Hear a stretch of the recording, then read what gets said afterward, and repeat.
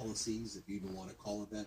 This is where he calls Gaza an incredible piece of real estate, wants to get rid of all the Palestinian people from Palestine, send them to these other countries, which didn't Donald Trump also say that was going to happen already? Didn't Donald Trump also say that he had figured out and all these other countries wanted that to happen? Of course, he lied about that. I was wondering if today was going to be one of the days where he talks about the Trump gold card, which he's selling to Russian and Chinese oligarchs for $5 million a piece. By the way, should be noted that from that tariff list that Donald Trump put out, Russia was not listed on that, even though, yes, there's lots of sanctions on Russia, but there is still some trade. You could have easily put Russia on that tariff list. Russia wasn't on that list.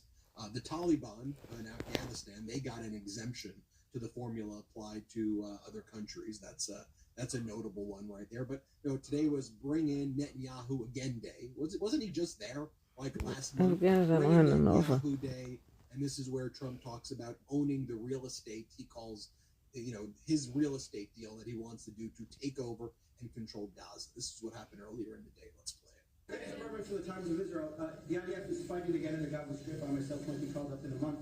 Do you think that's the way to pressure Hamas to get to a deal? And do you think blocking humanitarian aid is also an effective pressure? Well, you know how I feel about the Gaza Strip. I think it's an incredible piece of important real estate.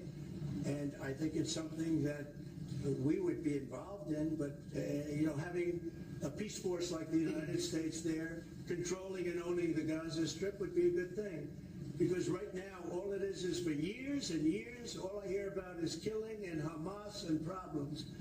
And if you take the people, the Palestinians, and move them around to different countries, and you have plenty of countries that will do that, and you really have a freedom zone. You call it the freedom zone, a free zone.